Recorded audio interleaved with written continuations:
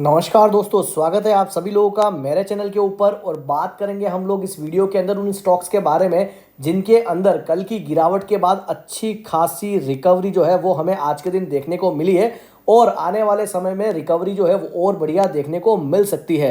Video शुरू करूं उससे पहले आप सभी लोगों से मेरी एक रिक्वेस्ट रहेगी, अगर अभी तक आप लोगों ने मेरे चैनल को सब्सक्राइब नहीं किया है तो प्लीज़ चैनल को ज़रूर सब्सक्राइब कर लीजिए। तो चलिए अब हम लोग वीडियो को शुरू करते हैं। आज के दिन अगर हम लोग निफ्टी की बात करें तो सुबह गिरावट हमें निफ्टी के अंदर देखने को मिली। 21,860 का आज लो लगाता है और उसके बाद ठीक ठाक रिकवरी जो है हमें निफ्टी के अंदर देखने को मिलती है। 21,982 के लेवल पर निफ्टी अपनी क्लोजिंग देता है और उसी अकॉर्डिंगली रिकवरी जो है हमें स्टॉक्स के अंदर भी देखने को मिली है। अभी हम लोग स्टॉक स्पेसिफिकली बात करेंगे कि आखिर कहाँ कहाँ रिकवरी जो है वो हमें अच्छी देखने को मिली है। जियो फाइनेंशियल के अंदर आज के दिन हमें लगभग 4% के आसपास की बढ़त जो है वो हमें लगभग 11 बजे के आसपास हमें देखने को मिली थी। एक खबर निकल करके आई है कि आने वाले समय के अंदर जियो फाइनेंशियल को निफ्टी नेक्स्ट 50 के अंदर इंक्लूड किया जा सकता है और इसी के चलते स्टॉक के अंदर हमें 4% की दमदार तेजी जो है वो देखने को मिली है। लेकिन ऊपरी लेवल से हमें लास्ट में 3 बजे के आसपास प्रॉफिट बुकिंग देखने को मिली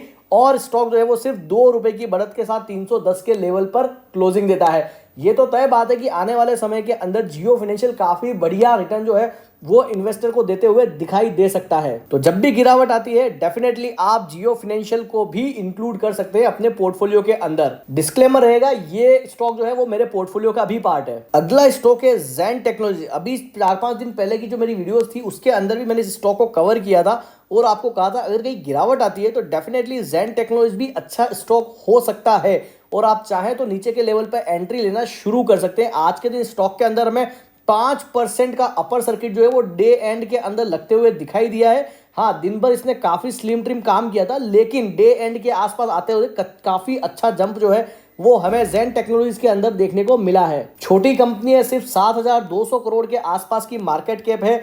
874 रुपए का आज जो है वो इसने हाई लगाया है क्योंकि स्टॉक के ऊपर हमें अपर सर्किट देखने को मिला है। तो डेफिनेटली ज़ेन टेक्नोलॉजीज में अगर आगे कभी गिरावट आती है और आप लोगों को अच्छा एंट्री लेवल मिलता है तो डेफिनेटली आप ज़ेन टेक्नोलॉजीज को प्रीफर कर सकते हैं। अगला स्टॉक है अडानी एंटरप्राइज। कल के दिन जब स्टॉक के अंदर लगभग 3% के आसपास की गिरावट देखने को मिली थी तब मैंने कहा था कि दोस्तों इस गिरावट का फायदा हमें उठाना चाहिए। कल मैंने काफी ऐसे स्टॉक्स बताए थे जो बिना किसी रीजन के 3 से 4% तक का करेक्शन जिन स्टॉक्स के अंदर आया था और मैंने कहा था कि ये स्टॉक्स के अंदर जो करेक्शन आया है वो बिल्कुल नॉर्मल करेक्शन है और खरीदारी करनी चाहिए और अगर आपको कभी भी मार्केट के अंदर रिकवरी देखने को मिलेगी तो इन स्टॉक्स के अंदर हमें सबसे पहले रिकवर होता हुआ दिखाई देगा।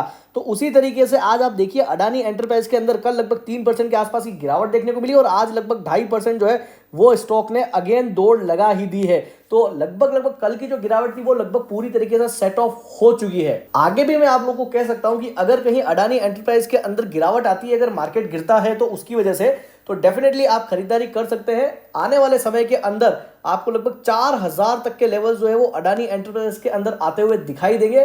काफी ब्रोकरेज हाउसेज जो है वो 4,000 रुपए तक के लेवल्स दिखा भी रही है अडानी एंटरप्राइज के ऊपर। और एक इंपॉर्टेंट बात दोस्तों, सिर्फ मैं कह रहा हूं इसलिए आपको नहीं खरीदना है। अगर आप लोगों को लगता है कि हाँ अडानी एंटरप्राइज इतना कैपेबल है कि 4,000 तक के लेवल्स दिखा सकता है तभी आप लोगों को निवेश करना है। अगला स्टॉक है दोस्तों ओलेक्ट्रा ग्रीनटेक। जब कंपनी को 4,000 करोड़ का ऑर्डर मिला था तब मैंने कहा था कि जब भी आपको गिरावट मिले डेफिनेटली आप खरीदारी कर सकते हैं ओलेक्ट्रा ग्रीनटेक के अंदर। काफी बढ़िया लेवल्स और काफी अट्रैक्टिव लेवल के ऊपर फिलहाल अभी कामकाज कर रहा है ओलेक्ट्रा ग्रीनटेक। आज के दिन हमें स्टॉक के अंदर लगभग 1% के आसपास की तेजी देखने को मिली है और मुझे लगता है कि आने वाले समय के अंदर वापस ओलेक्ट्रा ग्रीनटेक के अंदर हमें तेजी देखने को मिलेगी और नए बढ़िया लेवल्स भी ओलेक्ट्रा ग्रीनटेक दिखाता हुआ हमें दिखाई देगा। अगला स्टॉक है इंडसइंड बैंक। आप अगर मेरी प्रीवियस वीडियोस आप लोगों ने देखी होगी तो डेफिनेटली आपको पता होगा कि मैंने कई वीडियोस के अंदर इंडसइंड बैंक को रिकमेंड भी किया है और मैंने ये भी कहा है कि मेरे खुद के पोर्टफोलियो का भी ये पार्ट है। 1450 और 1500 लगातार ये इसी जोन के अंदर ट्रेड कर रहा है। 1450 आता है सॉरी, और उसके बाद अगेन वो 1500 जाता है, 1500 के बाद अगेन वो लगभग 450 पर आता है।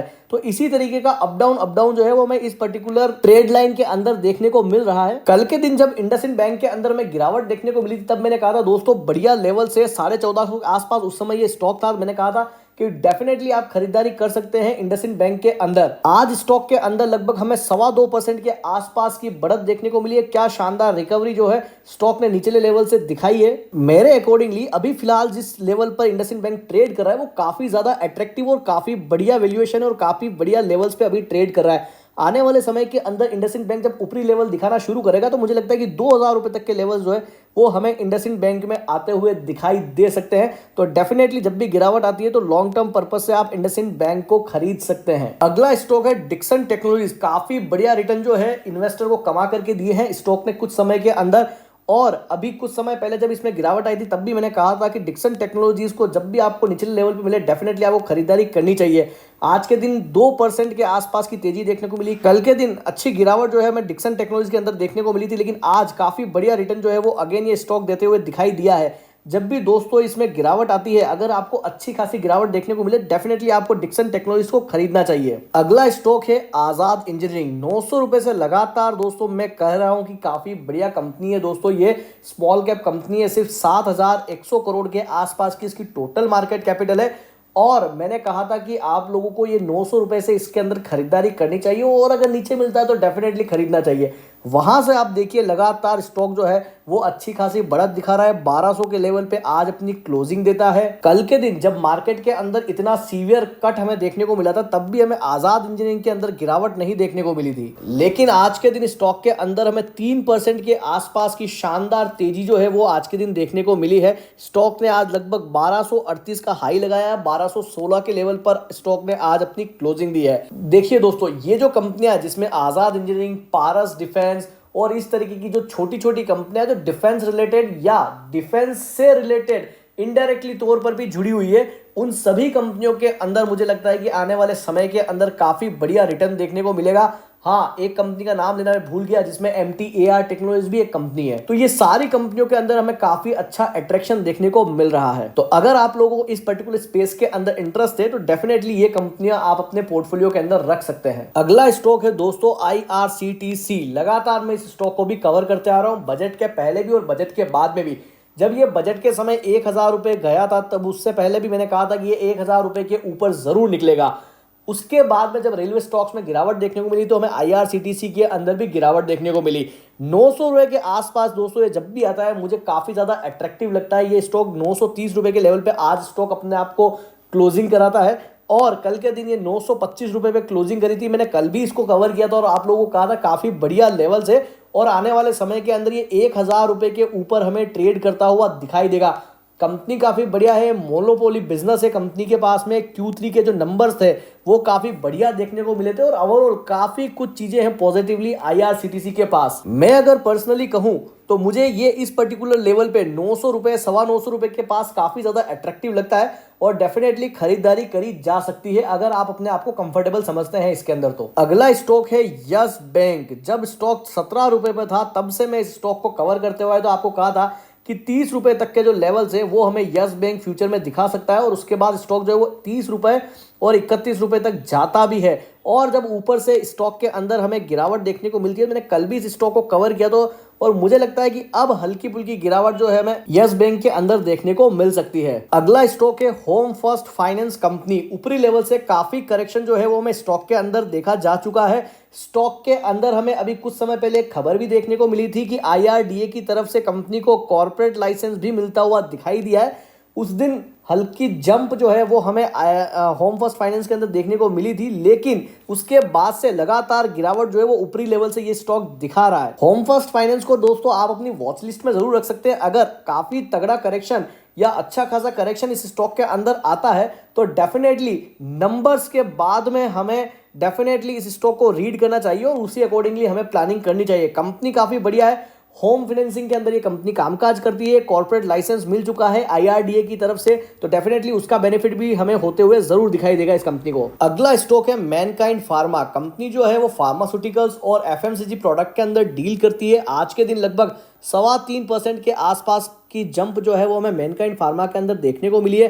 कंपनी काफी बढ़िया है, सॉलिड बिजनेस है और आज काफी बढ़िया तेजी जो है वो मैनकाइंड फार्मा के अंदर हमें देखने को मिली है। अब कुछ लोग जो होंगे वो डेफिनेटली इस तेजी को देख करके एंट्री ले लेंगे, तो देखिए दोस्तों, आपको अगर सिर्फ इस तेजी के थ्रू अगर आप एंट्री लेंगे तो हो सकता है आप लोगों को बहुत जल्दी फिर गिरावट देखने को मिल जाए और फिर आप कहें कि यार हमारा तो स्टॉक जो है हमने खरीदा है, उसके बाद हम लोगों के अंदर इस पर्टिकुलर स्टॉक के अंदर गिरावट आ गई है और हम लोग जो है अपने आप को फंसा हुआ महसूस कर रहे हैं। देखिए दोस्तों, जब भी मार्केट के अंदर कुछ स्टॉक्स होते हैं जो बढ़िया स्टॉक होते हैं और उनके अंदर बिना किसी रीजन के अगर करेक्शन आता है, डेफिनेटली एंट्री हमें वहां लेनी चाहिए। आपके डीमेट अकाउंट के अंदर अगर पैसा पड़ा है, इसका मतलब ये नहीं है कि आपको खरीदना ही खरीदना है। आपको बाइंग जरूर करनी है, लेकिन बिल्कुल टाइम प्रॉपर देख करके कि हाँ यार ये पर्टिकुलर टाइम है। आपको अगर वो टाइम नहीं आता है तो डेफिनेटली आप वेट करिए, आपको मार्केट जरूर मौका देगा एंट्री करने के लिए। तो जब भी आपको वैसा एंट्री लेवल मिले तब आपको उसके अंदर एंटर करना है। आपके डीमेट में पैसा पड़ा है, इसका मतलब ये नहीं कि आप पैसा डाल दो। अगर आप इस तरीके से पैसा डालेंगे तो डेफिनेटली आपको अपना पोर्टफोलियो जो है वो थोड़ा रेड कलर के अंदर ज्यादा दिखाई देगा। अगला स्टॉक है कार ट्रेड टैग। अभी कुछ समय पहले भी स्टॉक के अंदर काफी तगड़ी तेजी जो है हमें देखने को मिली और आज के दिन भी स्टॉक के अंदर लगभग 6.5% के आसपास की तेजी देखने को मिली है। 794 के लेवल पर स्टॉक अपनी क्लोजिंग देता है। हाँ, आईपीओ की जो लिस्टिंग थी उसके बाद में स्टॉक के ऊपर काफी गिरावट देखने को मिली, लेकिन अभी कुछ समय से काफी बढ़िया रिकवरी जो है हमें कार ट्रेड के अंदर देखने को मिल रही है। यह है दोस्तों कंपनी का पिछले 5 दिनों का चार्ट और लगभग 15% के आसपास की जो रिटर्न है वो ऑलरेडी कार ट्रेड ने सिर्फ पिछले 5 दिनों के अंदर डिलीवर कर दिए।